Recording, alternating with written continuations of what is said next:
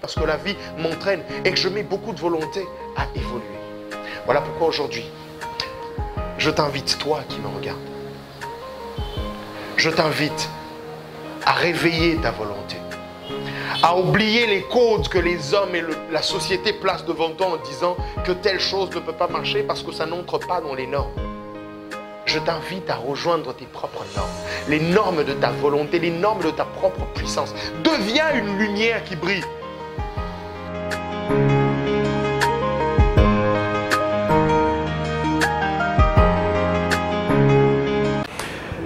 Bonjour et bienvenue dans ce nouveau numéro de Joji Coaching. Aujourd'hui particulièrement, je suis heureux de vous rencontrer parce que j'ai réfléchi encore sur une question très importante. Une question qui vous concerne vous, qui me concerne moi, qui au fait concerne tout le monde. Cette question, c'est une question très basique, très simple qu'on se pose tous les jours. La question de la vie. Comment fonctionne la vie? Je vais vous expliquer le mécanisme simple de la vie qui nous pousse à devenir qui nous sommes ou qui nous pousse à devenir qui nous voulons devenir. Je veux illustrer aujourd'hui ce propos par quelques histoires. En fait, une seule histoire. Ça sera l'histoire au fait de l'évolution d'un arbre. Je vais vous raconter au fait comment naît un arbre, comment se développe un arbre et comment un arbre donne naissance à plusieurs autres arbres. Vous êtes prêts? On y va. Je suis Joji Belaou, coach et motivateur en développement. Voici l'histoire de la puissance de la vie. La vie. Voyez un arbre. Un arbre, au fait, quand on rencontre un arbre comme un baobab, on a l'impression de voir une puissance, une majesté énorme. On se dit, comment est-ce que cet arbre est devenu ce qu'il est? On oublie souvent l'histoire de cet arbre. Et l'histoire de cet arbre, en fait, c'est l'histoire de notre propre vie. Un baobab aussi grand, aussi puissant qu'il est, commence par une petite graine. Une graine qui un jour se plante. Elle se plante. Et une fois qu'elle se plante, elle s'oublie. C'est ça la graine. La graine, elle s'oublie. Et parce qu'elle s'oublie, la graine, elle entre en processus de création, en processus de transformation, en processus d'évolution. Et sous terre, cet arbre commence à bouger, commence à se transformer, commence à agir. Et vous savez ce qui se passe? C'est que l'arbre ou la graine fait appel à trois notions de puissance. Il y a la notion de la patience, il y a la notion de l'effort et il y a la notion du travail. Une graine. Vous allez peut-être vous demander, mais comment une graine peut avoir toutes ces notions en elle? Mais parce que la graine, elle fait partie de la vie. Parce que la vie, elle est intelligence, la vie, elle est puissance. Et la graine renferme en elle justement cette notion de puissance et d'intelligence. Vous comprendrez quand j'arriverai à nous-mêmes. La graine, elle fournit des efforts, elle est patiente. Elle est tellement patiente parce qu'elle doit attendre la pluie. Elle est patiente parce qu'elle doit attendre le bon moment. Elle est patiente parce qu'elle sait qu'elle porte en elle la promesse d'une réalisation, la promesse au fait d'une existence. Et l'arbre, petit à petit, avec beaucoup de patience, la graine commence à se transformer. C'est la même chose pour l'homme. Vous savez, les hommes sont souvent impatients. On se dit souvent, j'ai besoin d'arriver rapidement à tel résultat, j'ai besoin d'obtenir rapidement telle chose. Mais on oublie une chose essentielle, c'est que quand on est une graine et quand on porte en soi la potentialité de la vie, quand on porte en soi la potentialité de l'existence, du devenir un arbre, on doit accepter de passer par des processus. Et le premier, c'est le processus du sacrifice. Ce sacrifice qui demande beaucoup d'efforts. C'est l'effort de l'oubli, c'est l'effort de la patience, c'est l'effort du travail. Ainsi la graine, qui patiemment sous la terre attendait les premières gouttes de pluie, trouve maintenant l'occasion pour elle de se détruire. La notion de la destruction de la graine ici porte au fait un message philosophique très puissant. Quand la graine, elle se détruit pas pour ne plus exister. La graine se détruit justement pour devenir. C'est un peu comme un papillon qui, à la phase de chenille, doit au fait s'emprisonner, doit se mettre dans son cocon, doit se mettre dans une chrysalide pour se transformer. L'arbre fait la même chose. La graine se détruit. Et je vous invite à vous détruire. Quand je vous appelle à vous détruire, je ne vous demande pas de détruire votre force, de détruire votre être physique. C'est de détruire en fait les mauvaises constructions, les mauvais schémas psychologiques qui vous empêchent de devenir qui vous voulez réellement devenir. Parce que la plupart des gens disent « mais ça ne marche pas, je n'ai pas la vie que je veux, je n'ai pas le rêve que je veux, je n'ai pas les voitures que je veux, je n'ai pas la femme que je veux, la copine que je veux, les habits que je veux, nanani, nanana ». Trop de puissance négative, trop d'énergie négative. Commencez par détruire toutes ces énergies. Un sage chinois a dit « on ne peut pas remplir un verre déjà plein ». Vous êtes un verre plein. Vous êtes un verre plein d'idées négatives qui ne correspondent pas à l'idée que vous voulez vraiment pour vous-même. Vous voulez être riche, arrêtez de penser pauvreté. Vous voulez être fort, arrêtez de penser faiblesse. Vous voulez être en bonne santé, arrêtez de penser maladie. Puisque la récurrence de la pensée maladie, pauvreté, faiblesse ne vous permet pas de vous détruire et de sortir au fait la promesse que vous portez en vous, la promesse de la vie, la promesse de la transformation, la promesse de l'arbre. La graine accepte d'être patient. Et au-delà de la patience, elle fournit l'effort. Elle fournit l'effort de la transformation. Elle travaille sur elle-même. Elle travaille sur ses pensées. Elle travaille sur son énergie. Elle travaille sur sa vie. Elle travaille sur son être. Et qu'est-ce qui se passe? La graine se déchire. La graine se casse, la graine se fend. Vous savez pourquoi la graine se fend? Parce que la graine veut sortir le meilleur d'elle. Sortez le meilleur de vous. Toutes les pensées qui vous ont été communiquées par vos entourages, par les personnes, par vos parents, ne sont pas forcément les pensées qui constituent, qui caractérisent votre vie. Vous savez, une graine, avant de devenir une graine, est attachée à un arbre. Un baobab qu'on appelle l'arbre mère a porté cette graine. Et cette graine aurait pu rester là, attachée à cet arbre. La graine aurait pu dire « je suis en bonne santé, je suis en sécurité, je suis bien, je ne veux pas bouger de l'arbre mère, je veux continuer à être nourri par elle, je veux continuer à grandir sous ses feuillages. » Mais vous savez, il y a une chose, tant que la graine reste attachée à l'arbre, la graine n'évolue pas. La graine reste dépendante. Seule la graine qui décide de se séparer de l'arbre enclenche le processus de la transformation. Soyez cette graine. Entrez sous terre, tairez-vous, soyez patient et fournissez les efforts nécessaires pour transformer votre propre vie. Comment la transformer? En changeant les pensées. Changez vos pensées négatives en pensées positives. Transformez votre manière de percevoir, de voir et d'agir dans le monde.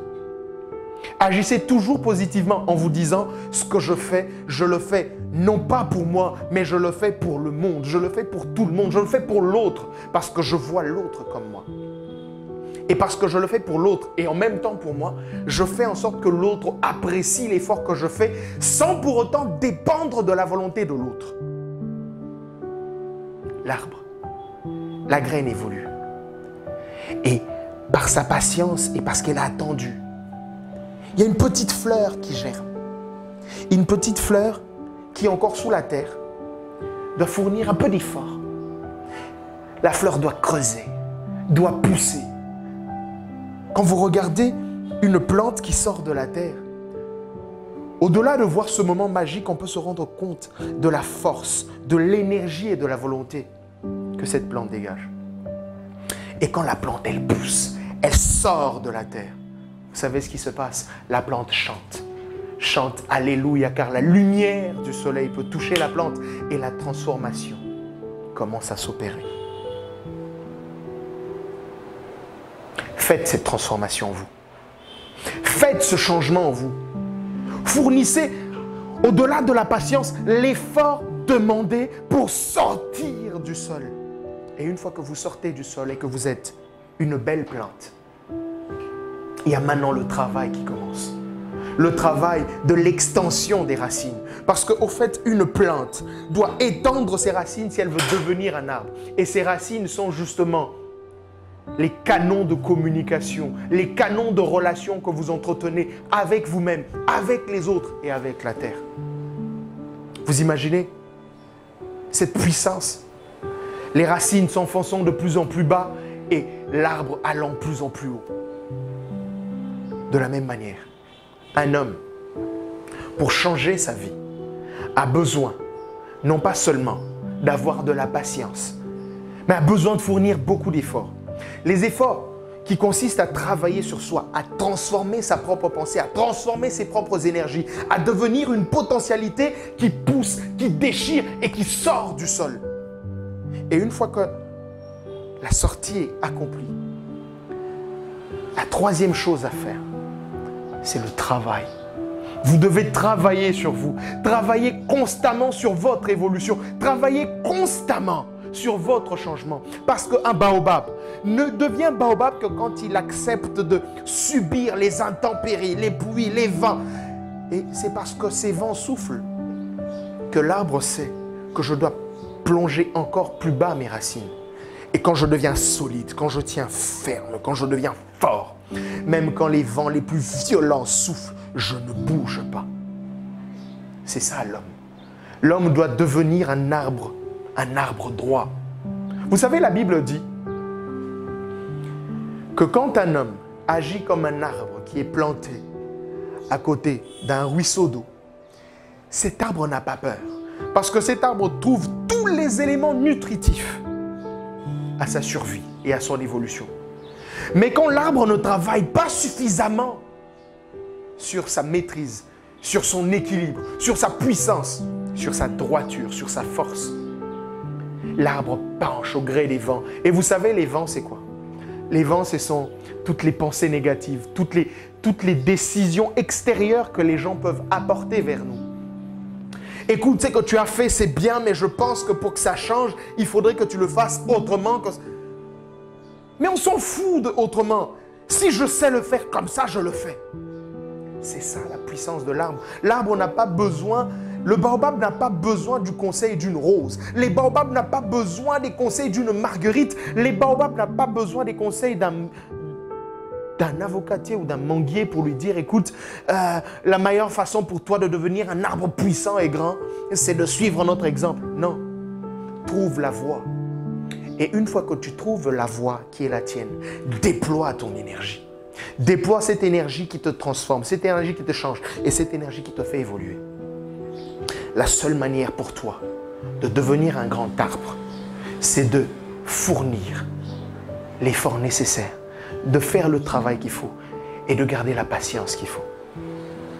Vous savez, même quand on fait office de jardinage, quand le jardinier y vient, nous sommes ce jardinier, nous devons prendre soin de notre arbre. Parce que si je décide par exemple de marcher sur cet arbre petit qui pousse, j'empêche cet arbre de grandir. Je change le destin de cet arbre. Mais si au contraire, je donne à cet arbre l'attention qu'il faut, si je prends régulièrement soin de cet arbre, si je creuse tout autour pour mettre les éléments nutritifs, si j'arrose régulièrement mon arbre et si je vais à ce qu'il soit positionné au bon endroit pour que les rayons du soleil viennent le toucher, alors je suis sûr d'une chose, c'est que cet arbre grandira bien, grandira vite et grandira puissamment. Je vous invite à être l'arbre qui pousse.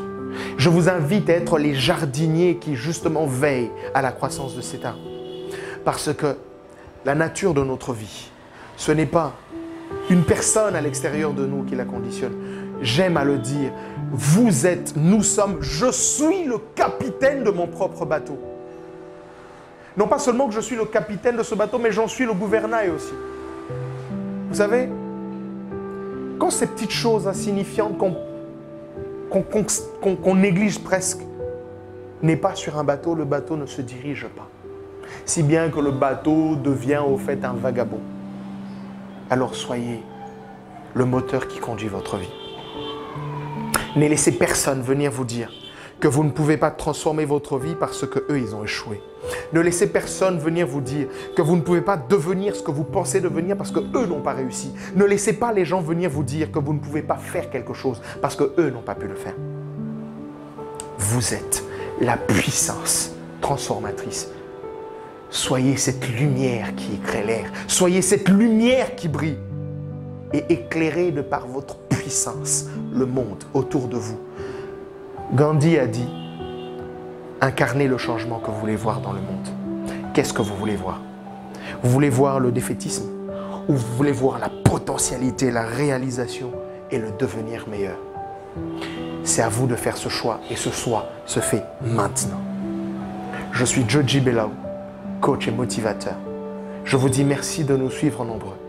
Je vous invite encore à nous suivre et à vous abonner sur notre page Facebook, sur notre chaîne YouTube pour avoir encore plus d'images. Vous pouvez revoir ces images quand vous voulez. Partagez s'il vous plaît, partagez avec vos familles, partagez avec vos amis. Mais n'oubliez pas une chose, partagez surtout le bon moment avec vous-même. Soyez une puissance, soyez une force, soyez l'énergie qui transforme. Merci, que Dieu vous bénisse.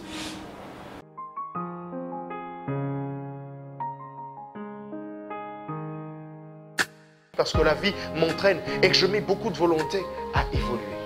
Voilà pourquoi aujourd'hui, je t'invite, toi qui me regardes, je t'invite à réveiller ta volonté, à oublier les codes que les hommes et la société placent devant toi en disant que telle chose ne peut pas marcher parce que ça n'entre pas dans les normes.